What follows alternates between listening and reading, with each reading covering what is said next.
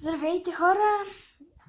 Така, като за начало бих искала да помоля, да съобща едно съобщение. Сега след малко ще кача 2 клипа. Едното в момента е съобщение.